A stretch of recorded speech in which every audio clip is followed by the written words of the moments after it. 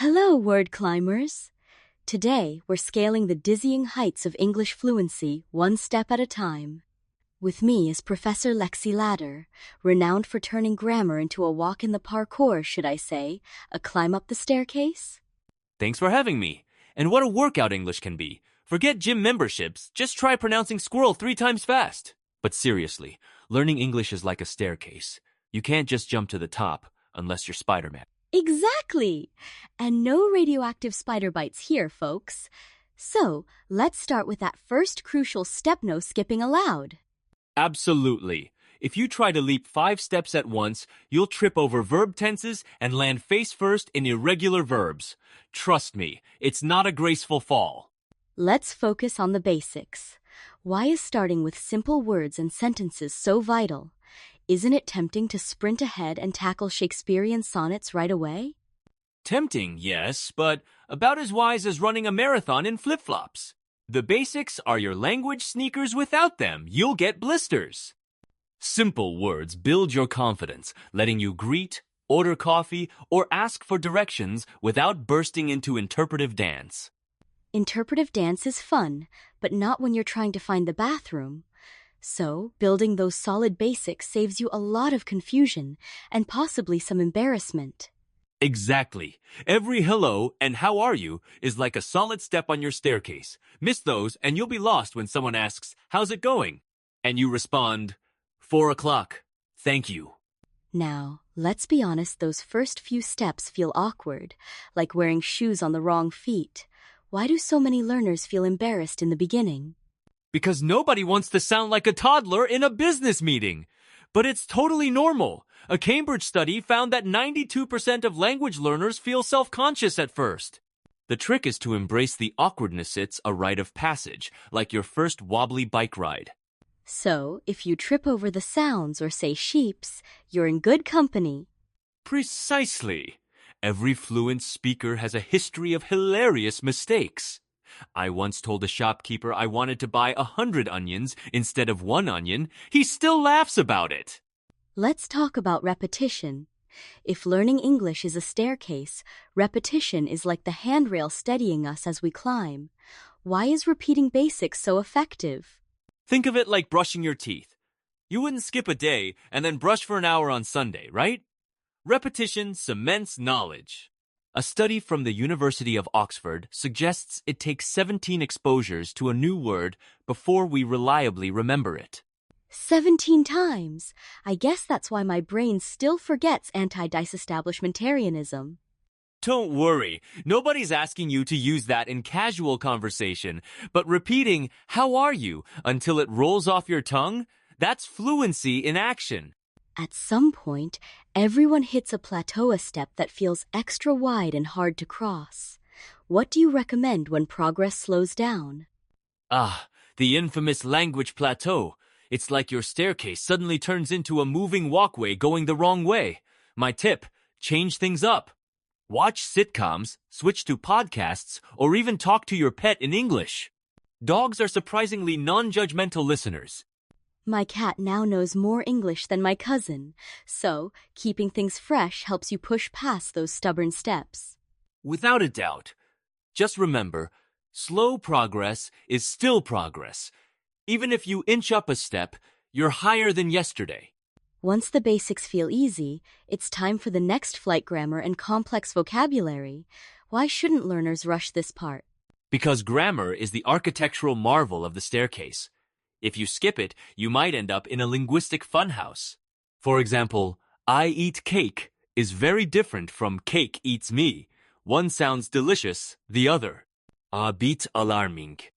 No one wants to be chased by dessert. So, taking your time with grammar keeps your sentences upright and your dignity intact. Well put! Each grammar rule mastered is like adding a sturdy banisterno, more accidental cake attacks. Let's take a detour and talk about mistakes. Why is it actually good to stumble now and then? Because every trip on the language staircase teaches you where the cracks are. Mistakes aren't failures, they're feedback. A 2021 study found learners who make and correct more errors actually progress faster. So, if you accidentally say I have 20 years instead of I am 20, you're just adding character to your climb. Exactly. Besides, nothing bonds language learners like shared embarrassment. It's the universal glue stronger than superglue and much friendlier. Now, how important is it to celebrate those small victories, like finally understanding a joke in English or ordering pizza without panic? It's enormous. Each small win is like planting a flag on your staircase. Studies show that celebrating progress boosts motivation by up to 40%. So, do a little dance every time you nail a tricky phrase. No shame in a victory shimmy. In fact, I recommend it, even if your only audience is your goldfish. Goldfish are natural cheerleaders. They never judge your pronunciation. So, as learners gain confidence, does the climb actually get faster? Or does English just throw more stairs at you? It's a bit of both. The more you practice, the stronger your language muscles get. Suddenly, what seemed like Everest starts feeling like a set of escalators. But yes, English always has a surprise staircase around the corner like phrasal verbs. Phrasal verbs, the trick steps of English. But with patience and practice, you can even moonwalk up those. Absolutely! Just keep moving slow or fast. Every step counts. Before you know it, you'll be jogging up those stairs 2 at a time. To wrap up, what's your advice for learners who feel overwhelmed by the climb? How can they enjoy the process, not just the summit? Remember, every step offers a new view. Enjoy the weird words, the puns, and the moments when it all clicks.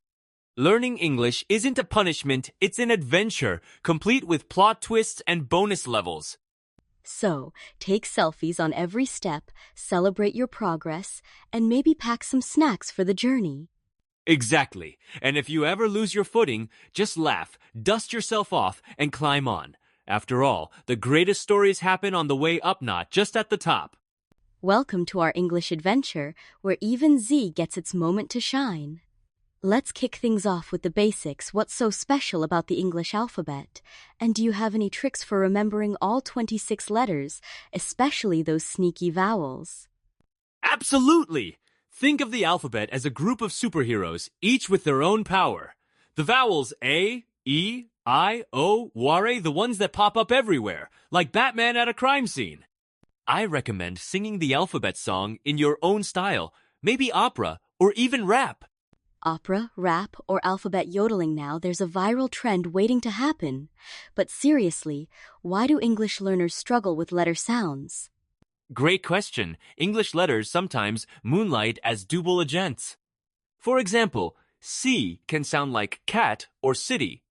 Practicing with tongue twisters like crazy cats climb cliffs turns confusion into comedy and learning. So, memorizing the alphabet isn't just child's play. It's the first puzzle piece in our language jigsaw. Now that our ABCs are sharper than a porcupine's haircut, what's next? Survival vocabulary. Which words are must-haves for beginners, and how can learners avoid mixing up bread with bed? Start with high-frequency words like eat, go, see, and the all-important coffee. Flashcards work, but I suggest labeling real-world objects stick door on your door, fridge on your fridge. Just don't label your cat, they hate stickers.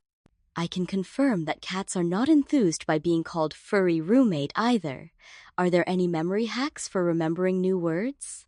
Absolutely. Creating silly sentences like the banana danced with the sandwich makes vocabulary unforgettable and might even inspire your next lunch.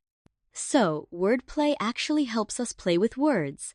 That's a win-win in my book. Moving right along. Ready to sound like a local? Let's talk phrases. Why is memorizing set expressions like how are you or excuse me more useful than random single words? Because phrases are like magic spells say nice to meet you and you might make a friend. They're building blocks for real conversations. For example, could you help me? Is your golden ticket when you're lost in a supermarket maze? I've been lost in a supermarket. Those cereal aisles are a labyrinth. Are there any phrase pitfalls beginners should watch out for? Definitely. I am fine is textbook, but real people often say I'm good or just hey. Listening to movies or podcasts helps you pick up these natural variations without the popcorn calories. So, for listeners craving real-life English, phrases are the snack packs of language, quick, filling, and easy to carry. Now for the haunted house of English, grammar. Why do even the bravest learners quake at the thought of tenses? Because tenses are like time machines. If you mix them up, you can accidentally say you ate breakfast tomorrow. My tip: start with the simple past, present, and future. They're the rock, paper, scissors of grammar. That's reassuring.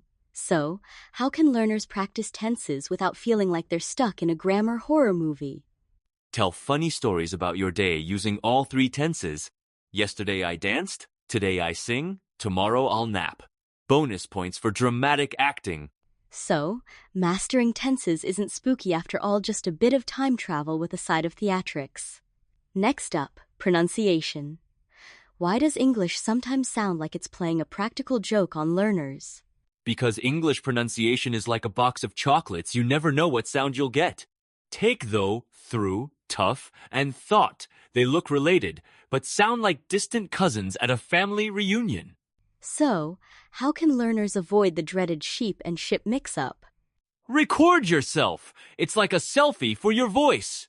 Also, mimic native speaker saps, movies, and even parrots are great teachers, though the parrot might demand crackers. Practicing out loud parrot optional makes perfect. Let's keep rolling. Let's put our skills to the test with real conversations. How should learners start chatting without feeling as nervous as a cat at a dog show? Start with simple topics like weather or food. Nice day, isn't it? Works every time unless you're in England, then it's just raining again. The key is to listen more than you speak at first. So, eavesdropping is officially homework? Joking. But how do you keep a conversation going if your vocabulary is limited? Ask questions. If you forget a word, describe it instead. For example, the thing you use to open cans if you can't remember can opener. So, curiosity isn't just for cats, it's for language learners too. Now, let's spice things up with idioms. Why do English speakers say things like break a leg when they mean good luck? Idioms are the secret handshakes of English. They make you sound fluent, but can also be a recipe for confusion. Imagine taking raining cats and dogs literally umbrellas wouldn't help much. Right, and I've never seen a single cat fall from the sky. How should learners approach idioms without getting lost in translation? Use them sparingly and always check the meaning. Try making a comic strip of the idiom hit the books with a hammer, for example. It's memorable and hilarious. So idioms add flavor, just don't over-season your sentences or you'll have a language stew. Pronunciation isn't just about sound, it's also about rhythm and stress. Why does record mean different things depending on how you say it? Because English words love drama. Record is a noun, while record is a verb. It's like the same actor playing the hero and villain in one movie context is everything. How can learners train their ears and tongues for these changes? Practice with tongue twisters and listen to spoken English songs. Clapping along to the beat can help with stress patterns plus. It's a great excuse to make noise in public. So, English isn't just a language, it's a full-body workout. Let's switch gears to business English. Why do office emails sound like they're written by robots on their best behavior? Business English loves politeness and buzzwords. Instead of "I need help," you might say, "Could you assist me with this task?"